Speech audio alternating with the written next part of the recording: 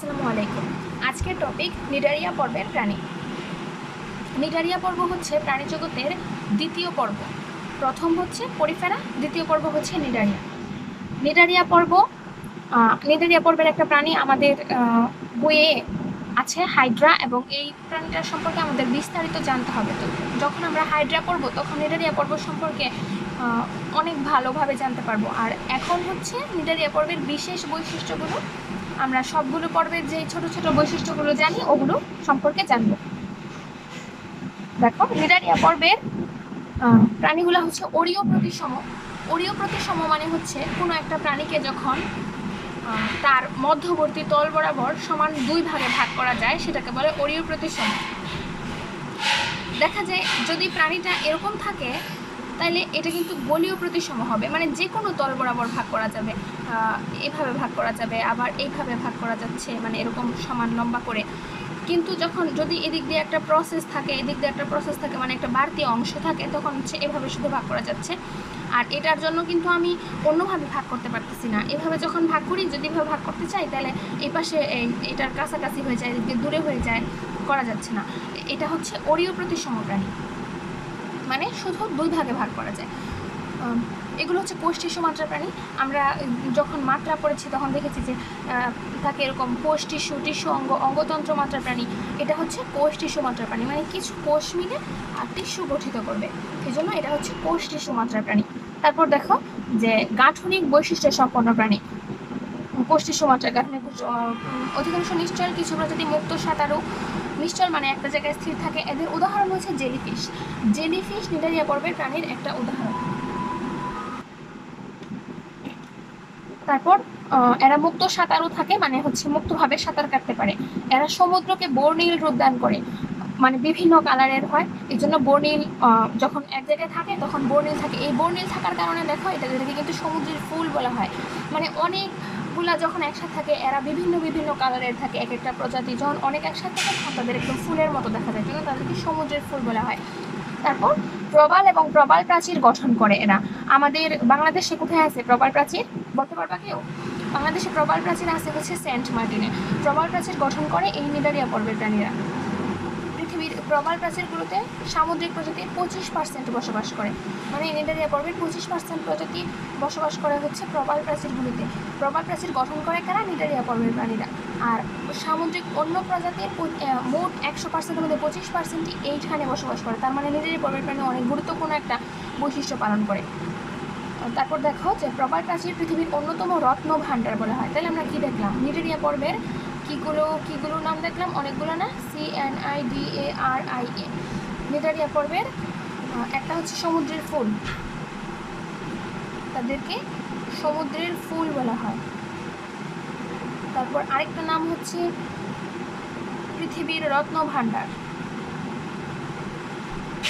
পৃথিবীর রত্ন ভাণ্ডার। তারপর আরেকটা নাম হচ্ছে সমুদ্রের রেইন ফরেস্ট বা বাড়িবন, সমুদ্রের রেইন ফরেস্ট। আরেকটা নাম হচ্ছে বাড়িবন নিডারিয়া পর্বের প্রাণীদের। এখন ধর নিডারিয়া পর্বের বৈশিষ্ট্য হচ্ছে প্রাণীগুলো সামান্য টিস্যু মাত্রার, বহুকোষী ও অরীয় প্রতিসম প্রাণী। টিস্যু মাত্রার মানে কোষ থেকে টিস্যু গঠিত হয়, কিন্তু তাদের এমন কোনো বৈশিষ্ট্য নাই যে কয়েকটা টিস্যু মিলে তাদের একটা অঙ্গ গঠিত করতে পারবে। তাদের কোনো স্পেসিফিক অঙ্গ নাই, কিন্তু তাদের একাধিক কোষীয় প্রাণী, অর্থাৎ তাদের টিস্যু গঠিত হতে পারে। দেহ প্রাচীরের দ্বিস্তরী কোষযুক্ত বা ডিপ্লোব্লাস্টিক। বাইরের স্তর হচ্ছে এপিডার্মিস এবং ভিতরের স্তর এন্ডোডার্মিস বা গ্যাস্ট্রোডার্মিস। দুইটা স্তর আমরা জানি না যে এই তিনটা স্তর থাকে মোট ভ্রূণীয় পর্যায়ে, এপিডার্মিস, এন্ডোডার্মিস, মেসোডার্মিস। কিন্তু নিডারিয়া পর্ব হচ্ছে দ্বিস্তরী প্রাণী, এপিডার্মিস আছে এবং এন্ডোডার্মিস আছে, তার মাঝখান তাদের কোনো মেসোডার্মিস থাকে না। এই জন্য এই মেসোডার্মিসের বদলে এখানে থাকে হচ্ছে মেসোগ্লিয়া, জেলির মতো একটা বস্তু থাকে। এই যে জেলির মতো আঠালো অকোষীয় মেসোগ্লিয়া থাকে মেসোডার্মিসের পরিবর্তে। আর তারা হচ্ছে ডিপ্লোব্লাস্টিক প্রাণী। ডিপ্লোব্লাস্টিক কেন বলা হচ্ছে? কারণ দুইটা স্তর আছে, ভ্রূণীয় স্তর হচ্ছে দুইটা থাকে। এরকম পরীক্ষায় প্রশ্ন আসে যে নিডারিয়া পর্বের প্রাণীরা কেন ডিপ্লোব্লাস্টিক। ডিপ্লোব্লাস্টিক কারণ হচ্ছে তাদের যখন তারা ভ্রূণীয় পর্যায়ে তখন তাদের ভ্রূণীয় দুইটা স্তর আছে মাত্র, এই জন্য তারা হচ্ছে ডিপ্লোব্লাস্টিক প্রাণী। তারপর নেমাটোসিস্ট ধারণ করে নিডোসাইট নামক বিশেষ ধরনের কোষ থাকে। নেমাটোসিস্ট ধারণকারী নিউরোসাইট নামক বিশেষ ধরনের কোষ থাকে। নিউরোসাইট হচ্ছে এক ধরনের কোষ যেগুলো হচ্ছে নেমাটোসিস্ট ধারণ করে। আর নেমাটোসিস্ট কী করে? নেমাটোসিস্ট হচ্ছে একটা মানে বিষ বলতে পারো, যে এটা হচ্ছে যেটার মাধ্যমে বিষ আমরা যখন একটা প্রাণীকে শিকার করবে তখন হচ্ছে এই নিউরোসাইট থেকে এই নেমাটোসিস্ট বের হয়ে যায়, এখান থেকে বিষ বের হয়েছে, প্রাণীকে শিকার করতে হেল্প করবে। এগুলো সবচেয়ে বেশি পাওয়া যায় হচ্ছে কোষিকায়। নেটারিয়ানদের দংশন অঙ্গাণু হচ্ছে নেমাটোসিস্ট, মানে হচ্ছে এটা দিয়ে যে শিকার করে, শিকারের মধ্যে বিষ ঢুকা দেয়, তার মানে হচ্ছে কামড় দেয়, দংশন করে। প্রাণী এর সাহায্যে আত্মরক্ষা, খাদ্য গ্রহণ এবং দেহ পরিষ্কার পরিচ্ছন্ন রাখে। আত্মরক্ষা মানে হচ্ছে অন্য একটা প্রাণী থেকে নিজেকে বাঁচায়। খাদ্য গ্রহণ মানে হচ্ছে কাউকে যখন এই করে শিকার করে তখন তার মাধ্যমে খাদ্য পায়, এবং এইটা দিয়ে হচ্ছে দেহের অন্য জায়গাগুলো পরিষ্কার পরিচ্ছন্ন রাখে। দেখো, পরিষ্কার পরিচ্ছন্নতা কিন্তু খুবই গুরুত্বপূর্ণ।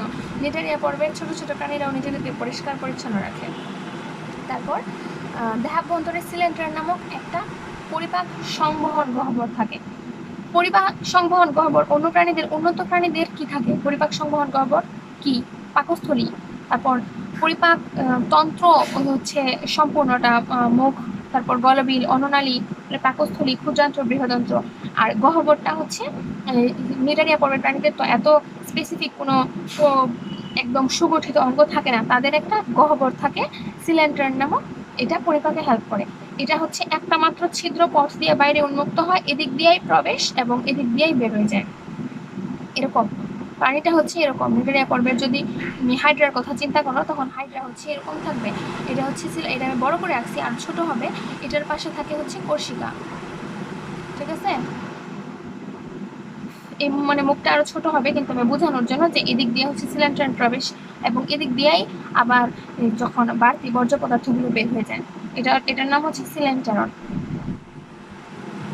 আর এটা হচ্ছে মানে এই ভিতরেরটা হচ্ছে সিলেন্টারন। আর এটা হচ্ছে একমাত্র ছিদ্রপথ যেদিক দিয়ে বাইরে উন্মুক্ত হয় এবং ভেতরে প্রবেশ করে। খাদ্যবস্তু বহুকোষীয় এবং অন্তঃকোষীয় উভয়ভাবেই পরিপাক হয়।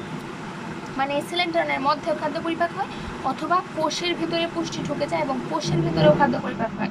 অর্থাৎ সিলিন্ডারের মধ্যে যে পরিপাকটা হচ্ছে এটা হচ্ছে বহিঃকোষীয়, আর কোষের মধ্যে যে পরিপাক হচ্ছে এটা হচ্ছে অন্তঃকোষীয়। তারপর 6 হচ্ছে অনেক প্রজাতি বহুরূপিতা প্রদর্শন করে। বহুরূপিতা মানে হচ্ছে যে ছোটবেলায় একটা থাকবে এবং বড় হওয়ার পর অন্য হয়ে যাবে, এরকম বহুরূপিতা প্রদর্শন করে। তোমাদের পরিচিত একটা যদি আমি নাম বলি, সেটা হতে পারে যে প্রজাপতি বহুরূপিতা প্রদর্শন করে। ও হচ্ছে যখন ছোট থাকে তখন পোকার মতো থাকে, তারপর যখন আস্তে আস্তে বড় হয় তখন হচ্ছে বাইরের খোলসটা খুলে যায় এবং হচ্ছে বহুরূপিতা প্রদর্শন করে। একই প্রজাতিতে ভিন্ন ভিন্ন গঠনের উপস্থিতি প্রদান করে এবং বহুরূপী সদস্যদের মৌলিক গঠন হচ্ছে পলিপ এবং মেডুসা। মানে একদম ছোট থাকে তখন পলিপ দশা থাকে, তারপর মেডুসা দশা হয়। পলিপ হচ্ছে স্থবির দশা, এবং না, প্রথমে মেডুসা থাকে তারপর হয় পলিপ। মেডুসা হচ্ছে মুক্ত, মানে যখন বাচ্চা থাকে তখন কী করে, বাচ্চারা উড়ে উড়ে বেড়ায় না, খেলাধুলা করে। মেডুসা দশা হচ্ছে উড়ে উড়ে বেড়ায়। আর যখন আস্তে আস্তে বড় হয়ে যায়, পূর্ণবয়স্ক হয়ে যায়, তখন কী হয়, একটা নির্দিষ্ট জায়গায় স্থির হয়ে যায়। এটাই হচ্ছে স্থির হয়ে যায়, যে পলিপ দশা, তখন হচ্ছে স্থবির হয়ে যায় এবং এরা জননক্ষম হয়ে যায়। জীবনচক্র মানে হচ্ছে একটা জিনিস জন্মগ্রহণ করা এবং বড় হওয়া, ডেভেলপ হওয়া এবং মৃত্যুবরণ করা, তারপর ভিন্নভাবে শোষিত হওয়া, আবার যখন জন্মগ্রহণ প্রক্রিয়াটা ও যখন আরেকটা হচ্ছে পরবর্তী প্রজনন করে এবং যখন আবার একটা নতুন প্রাণী হয়, আবার জন্মগ্রহণ এবং মৃত্যু, এই সবটাই হচ্ছে জীবনচক্র। জীবনচক্রে কী দশা থাকে? প্ল্যানুলা নামক লার্ভা দশা থাকে। এদের কি থাকে? সিলিয়া থাকে। প্ল্যানুলা লার্ভা দশা, সিলিয়া থাকে। এবং প্ল্যানুলা লার্ভা দশা সাঁতার কাটতে পারে। 20 প্রজাতির নিটারিয়ান স্বাদু পানির, মানে পুকুরের মধ্যে থাকবে, স্বাদু পানিতে থাকবে মাত্র 20 প্রজাতির নিটারিয়ান, বাকি যত নিটারিয়ান আছে সবাই সামুদ্রিক।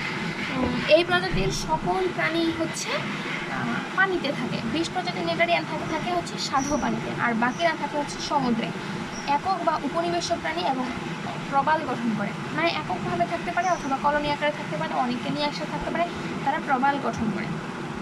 ঠিক আছে, এতটুকুই আজকে। আল্লাহ হাফেজ, দেখা হবে নেক্সট ক্লাসে।